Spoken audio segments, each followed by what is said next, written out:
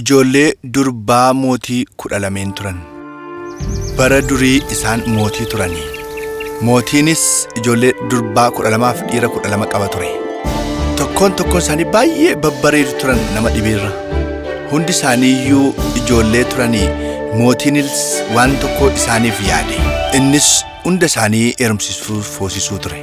Wanti sun hundumtuu dhugaa ta'uuf deeme. Kanaafiyyuu ijoolleen durbaa mootii hundi isaanii sirbuu jalqabani.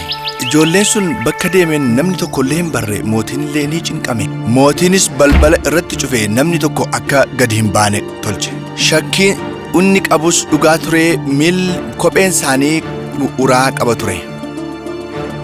Kanaafiyyuu baay'ee cinqamee labsii tokko baase.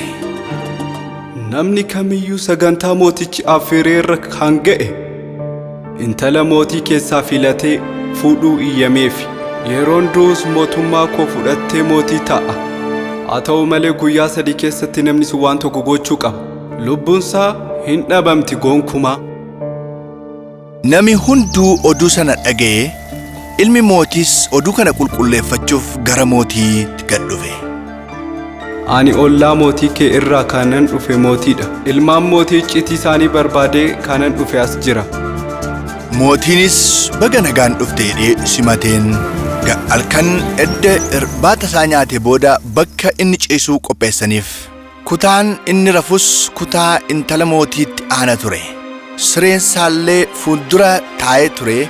Inni illee akka salphaatti intala mootii daawwachuu danda'a ture. Balballi intala mootiis hin baname. Ilmi mootiis balbala isaa keessa ture. Intalli mootii lameen gara ilma mootii dhufanii waynii kennaniif. Ilmi mootiis edda waynii isaa dhugee booda wanti ijoolleen mootii tolchaa jiran kana ilaaluu jalqabe. Yeroo xiqqoof edda taa'e booda baay'ee dadhabee irribni itti dhufnaan rafe. Ganama ol ka'ee intalli mootii akka isheen itti sirbitu ilaaluu jalqabe. Wanti kun guyyaa guyyaan itti fufuu jalqabe. Gaafa guyyaa arfaffaa mootiin ilma mootii kana fuudhee gadda tokko malee ajjeese. Guyyaa itti aanutti namni hundumtuu bakka kanas wal sassaabee ilma mootii barbaade. Garuu namni tokkollee ilma mootii arguu hin dandeenye.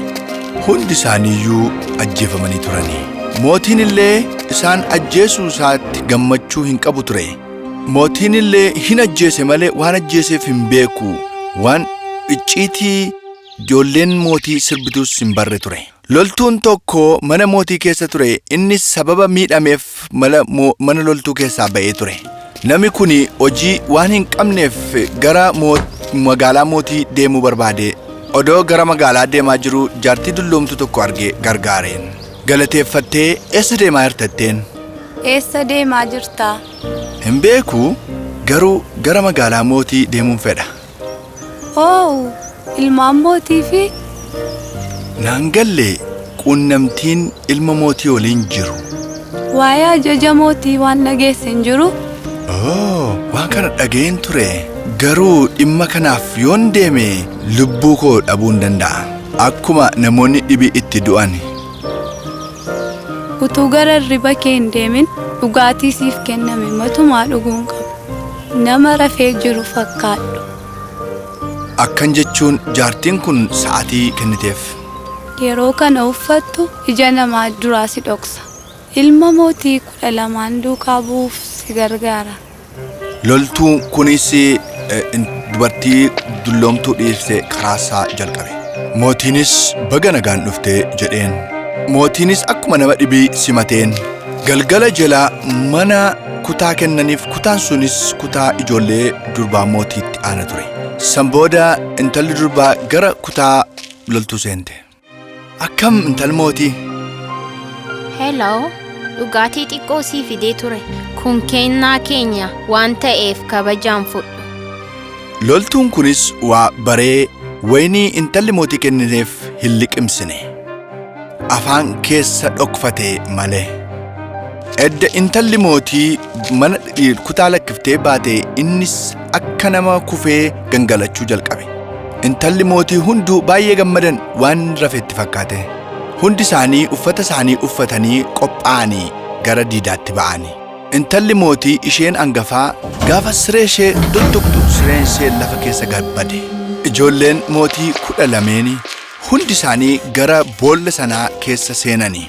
Loltuun sunis cal jedhee ilaalaan ture. Sa'aatii isaa ilaalee isaan duukaa dudduuba dhokatee deemuu jalqabe. Innis intala mootii ishee xiqqoo waliin gadi bu'e. Edda xiqqoo waliin deemanii intalli mootii isheen xiqqoo agartee sodaatteen. Namni na duukaa jiraa fakkaata. Dukkana keessatti wanti akkasiin dhaga'ama. Kottu! Loltuun uffata irraa bute isheenis akka malee naate. Eenyu akka ta'e hin beeku wayyaa koo harkisaa jira. Mismaarri si qabatee ta'a ofirraa baasii kottu. Loltuun sunis itti kolfee waliin deemuu jalqabe. Ijoolleen mootiis gara dirree bareedduutti gabba'an. Mukoonni mooraa sana keessa jiran cuftuu birriirraa hojjetaman turan. Loltuunis mukarraa baala isaa kutate. Innis sagalee tokko dhaga'e. Intalli mootiis ammas baay'ee naate. Sagalee san dhageesse? Eeyyee, dhukaasa gammachuu har'a nama tokko dhorkuu qabna. Yeroo isaan gubbaarraa ol naanna'anii seenuu fedhanii loltuchis baala mukarraa murate. Isaanis sagalee guddaa dhaga'an. Intalli mootii isheen angafaa ishee xiqqoodhaan akka isheen cal jettu taasifteen. Osuma deemanii karaa daayimandiin uffifamerraa deemuu jalqabani. Loltuunis daayimandii fudhate. Ammallee intalli durbaa mootii isheen xiqqoo sagalee dhageessetti baay'ee naate. Doonii 12 qabatanii ilmaan mootii eegaanii turan. Tokkoon isaanii waliin ta'anii. Loltuun sunis doonii intala ishee xiqqoo irra taa'e. Intala mootii har'a baay'ee bidiruun ulfaataadha. Daakuudhaaf baay'ee yaalii gochaa jira. Hin beeku iddoo kana natti ho'a. Isaan 12nis doonii isaatiin gamatti ce'anii. Bakki isaan ce'anis baay'ee bakka bareedaa ture. Ijoolleen mootii dhiiraas gara dhakkicha keessa seenanii akka loltuun duukaa jirus hin agarree turan. Hunduu sirbuu jalqabe. Intalliif ilmaan mootiis waliin sirbuu jalqabani. Isaanis sa'a 3 sirbanii kopheen isaaniis huraa baafate. Itti deebi'uu fedhani. Gaafa gara manaatti deebi'anii galanii loltuun intala ishee hangafaa waliin taa'e. Gaafa isaan gara manaatti dhiyaatanii loltuunis fiigee deemee siree isaarra ciise. Ijoolleen mootii suuta jedhanii gara mana isaanii seenani. Nagaadha. Wayyaa jijjiirree haa rafnu. Wanti kun yeroo hunda galgala ta'a. Loltuunis yeroo hundaa isaan duukaa bu'ee gochaa isaan godhan hundumaa in ilaala ture.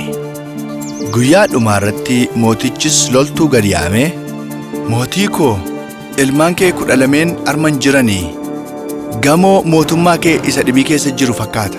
Innis seenaa beeku hundaa mootiitti hime. Mootiinis ijoollee isaa warra dudduuba dhaabatanii isa dhaggeeffatan ilaale. Inni kun baay'ee dhugaadha. Sirriitti mirkaneeffadheera mootii koo. Innis warqee birrii daayimandii sassaabaa ture cufa itti agarsiise. Ijoolleen mootis dhugaa jiruu fudhatanii waan gochaa turan hundumaa dubbatanii. Mootiinis waan dhugaa sanatti baay'ee itti gammade. Ilmaan koo keessaa isaan kam fuudhuu barbaadda? Ani nama gorora liqimsee intala kee ishee hangafaa fuudhaa naa kenni. Mootiinis waan cidhaaf ta'u hundaa qopheesse. Cidhi isaanis cidha gaarii ta'e. Abbaan manaa mucaa kootii yeroo naan iddoo mootummaa koo fudhatta. Hundi isaanii gammachuun jiraachuu jalqaban.